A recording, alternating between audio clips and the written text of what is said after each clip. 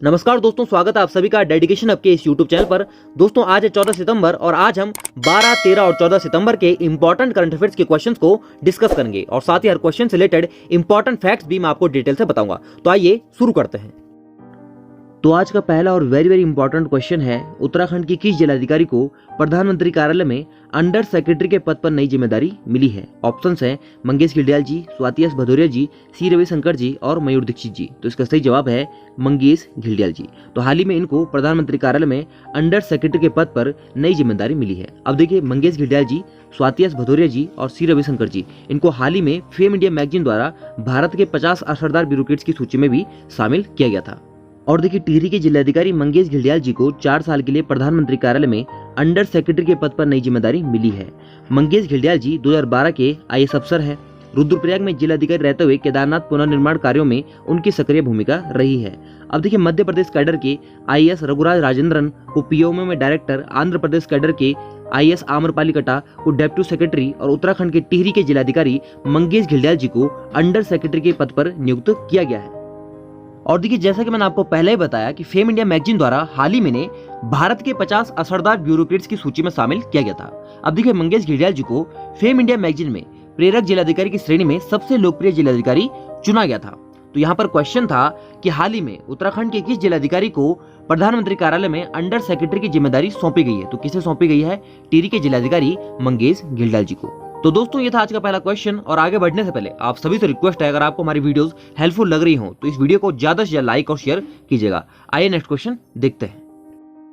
तो देखिए, next question है, उत्तराखंड में पहला सरकारी होम स्टे किस नाम से शुरू हुआ है? ऑप्शंस हैं बॉन्ड, ओबरा, तिवारी और बाकली। तो देखिए, इसका सही जवाब है बाकली।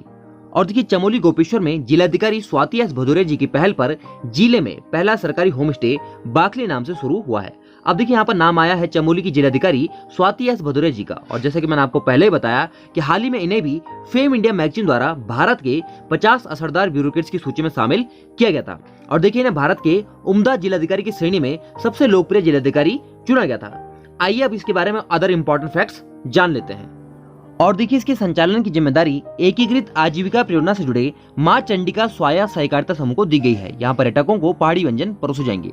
और देखिए, वेरी इंपॉर्टेंट है, बद्रीनाथ हाईवे पर जिलासू में बाकली नाम से सरकारी होमस्टे की शुरुआत हुई है। अब देखिए, बाकली क्या होता है? बाकली एक लंबी कतार में पहाड़ी शैली में बने घर होते हैं। अब देखिए, इसकी शुरुआत कहाँ से हुई? सरकारी होमस्टे की चमोली से। और देखिए, चमोली की स्थापना 1960 में हुई थी। और मैं आपको बार बार बताता हूँ कि 1960 में 3 जनपद की स्थापना हुई थी, जिसको याद रखने की ट्रिक है CPU, यानी चमोली, पिथौरागढ़ और उत्तरकाशी की स्थापना 1960 में हुई थी। और यहाँ पर क्वेश्चन था कि उत्तराखंड में पहला सरकारी होमस्टे किस नाम से शुरू हुआ है? तो किस नाम से शुरू हुआ है? बाकली नाम से शुरू हुआ है। आइए नेक्स्ट क्वेश्चन देखते हैं।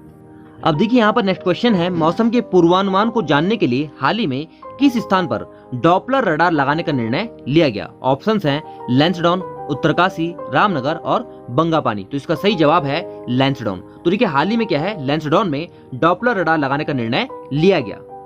तो देखिए, लैंसडाउन में डॉपलर रडार लगाया जाएगा। अब तक कैंट बोर्ड की भूमि की वजह से रडार लगाने को एनओसी नहीं मिल पा रही थी। तो देखिए, यहाँ पर छावनी होने की वजह से रडार लगाने को एनओसी नहीं मिल पा रही थी और इसी वजह से यह रडार अन्य प्रदेश में शिफ्ट किया जा रहा था। लेकिन राज्यसभा सांसद अनिल बलूनी जी के प्रयासों से यह रडार लैंसडाउन में लगाया जाएगा। और देखिए, उत्तराखंड जैसे प्राकृतिक आपदा प्रभावित राज्य के लिए मौसम की सटीक जानकारी और डॉपलर रडार की स्थापना बहुत जरूरी है।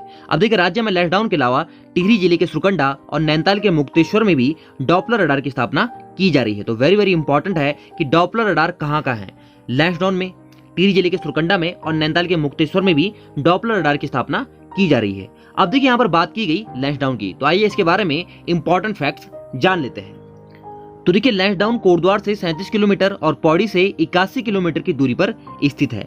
इसकी समुद्र तल से ऊंचाई 1706 मीटर है। इस स्थान पर 4 नवंबर 1887 को गढ़वाली पलटन आई और सितंबर 1890 में तत्कालीन वाइसराय लॉर्ड लैंसडाउन के नाम पर इस स्थान का नाम लैंसडाउन रखा गया। इसका पुराना नाम क्या है? कालों का डांडा। अब देखिए, भारतीय सेना के विख्यात गढ़वाल राइफल्स का कमांड ऑफिस यहीं पर स्थित है। अब देखिए, यहाँ पर प्रसिद्ध कालेश्वर महादेव का मंदिर है, जिस कारण इस नगर को कालेश्वर भी कहा जाता है। अब देखिए, दरबान सिंह नेगी, जो कि उत्तराखंड के पहले व्यक्ति हैं जिन्हें विक्टोरिया क्रॉस से सम्मानित किया गया था। गब्बर सिंह नेगी, जिन्हें सबसे कम उम्र में विक्टोरिया क्रॉस से सम्मानित किया गया था, की स्मारक, museum, Tiffin Top, Garhwali mess Bhulatal झील यहाँ के दर्शनीय स्थल है, कहाँ के, लैंसडाउन के, और यहाँ पर हाल ही में निर्णय लिया गया कि डॉपलर रडार लगाया जाएगा। आइए नेक्स्ट क्वेश्चन देखते हैं। तो देखिए वेरी वेरी इंपॉर्टेंट क्वेश्चन है। देश में 124 सालों बाद दुर्लभ प्रजाति का फूल लिप्रिस पैगमाई, क्या नाम है, लिप्रिस पैगमाई, कहाँ देखने को मिला है? ऑप्शन है चमोली, पिथौरागढ़, उत्तरकाशी और टिहरी। तो इसका सही जवाब है चमोली। तो देखिए उत्तराखंड के चमोली में पहली बार ऑर्किड प्रजाति का दुर्लभ फूल लिप्रिस पैगमाई देखने को मिला है, यानी पाया गया है। तो वेरी वेरी इंपॉर्टेंट है, किस प्रजाति का है, ऑर्किड प्रजाति का है। आइए कुछ अदर इंपॉर्टेंट फैक्ट्स जान लेते हैं। और देखिए देश में 124 सालों के अंतराल के बाद दुर्लभ प्रजाति का फूल लिप्रिस पैगमाई खिला है। यह किस प्रजाति का है, ऑर्किड प्रजाति का है। अब देखिए उत्तराखंड के चमोली जिले में स्थित सप्तकुंड ट्रैक क्षेत्र में फूल खिलने की पुष्टि हुई है। तो कहां पर पुष्टि हुई है, सप्तकुंड ट्रैक क्षेत्र में पुष्टि हुई है। अब देखिए यह फूल 3800 मीटर की ऊंचाई में खिलता है। दुर्लभ प्रजाति का यह फूल जून महीने में 5 सेंटीमीटर तक खिलता है और यह पहली बार पश्चिमी हिमालय में खिला है। कौन सा फूल, लिप्रिस पैगमाई। और देखिए लिप्रिस पैगमाई यह फूल सिक्किम में 1892 और 1877 और फिर बाद में पश्चिम बंगाल में 1896 में देखा गया था। और ठीक 124 साल बाद कहां देखने को मिला है, उत्तराखंड के चमोली में देखने को मिला है। अब देखिए फूलों की करीब 1250 प्रजातियों में से 250 प्रजाति उत्तराखंड के 3100 से 3900 मीटर के उच्च हिमालयी क्षेत्र में पाई जाती है। अब देखिए लिप्रिस पैगमाई की करीब 320 प्रजातियां हैं, जिनमें से 48 प्रजातियां देश में हैं। अब देखिए 48 प्रजातियों में से 10 प्रजातियां पश्चिमी हिमालय में देखने को मिली है।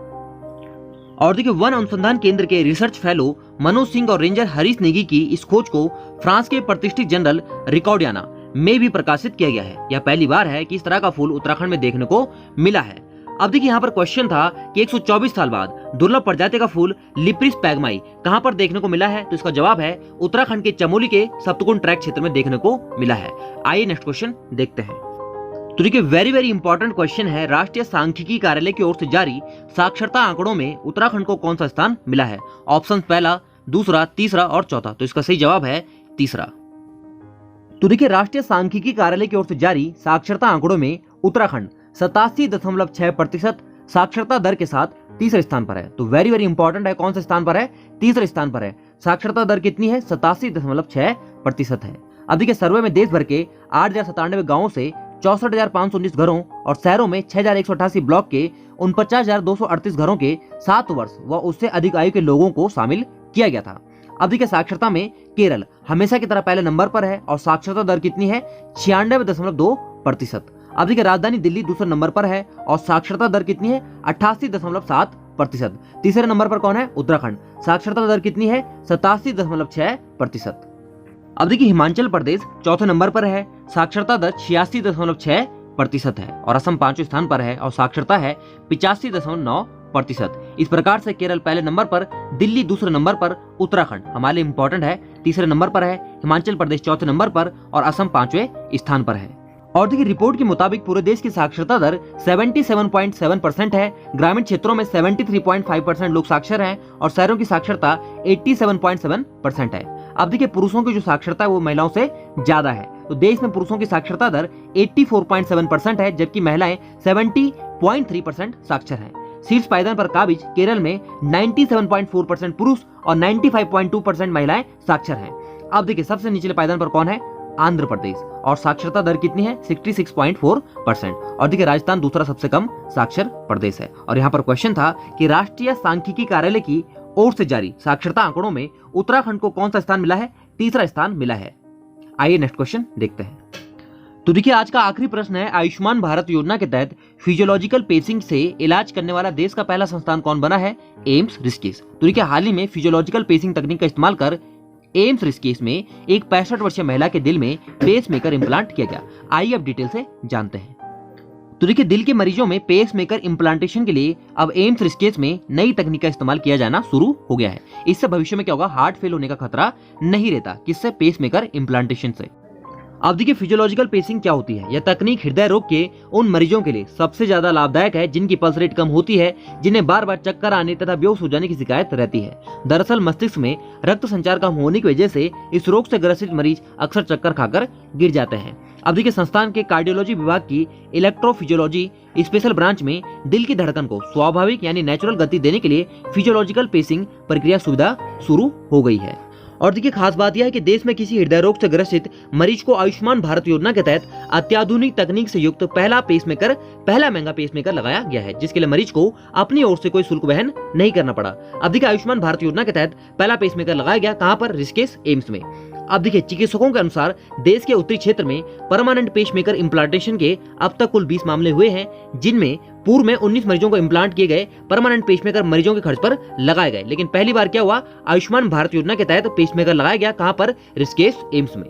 अब देखिए एम्स ऋषिकेश में एक महत्वपूर्ण तकनीक का और उपयोग किया गया, जिसका नाम है एंडोवास्कुलर तकनीक। इसके उपयोग से क्या हुआ? ब्रेन हेमरेज महिला का जीवन बचाया गया। चिकित्सकों के अनुसार इस प्रकार के इलाज से ब्रेन सर्जरी से बचा जा सकता है। अब देखिए यह एम्स ऋषिकेश में पहला मामला है जिसमें ब्रेन हेमरेज का एंडोवास्कुलर कोयलिंग का उपयोग कर इलाज किया गया।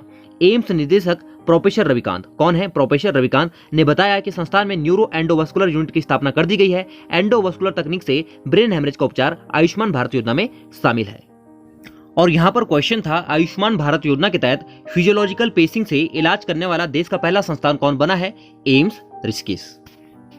अब देखिए कुछ इंपॉर्टेंट वन लाइनर देख लेते हैं। मांगल गीतों के संरक्षण और प्रचार प्रसार हेतु गुप्त काशी त्रियुगी नारायण में मांगल गीत को लेकर आयोजित कार्यशाला में 350 से अधिक महिलाओं ने मांगल गीत प्रस्तुत किए। तो आप मुझे बताएं कि त्रियुगी नारायण मंदिर कहां पर है? अब देखिए देहरादून और कोटा के बीच चलने वाली नंदा देवी एक्सप्रेस 175 दिन बाद शनिवार को एक बार फिर पटरी पर दौड़ी। तो देखिए देहरादून और कोटा के बीच कौन सी एक्सप्रेस चलती है? नंदा देवी एक्सप्रेस। और देखिए देहरादून के जॉलीग्रांट गेटवे ऑफ गढ़वाल से अगले सप्ताह से मुंबई, अहमदाबाद, कोलकाता, हैदराबाद के लिए 4 नई फ्लाइटें शुरू होंगी।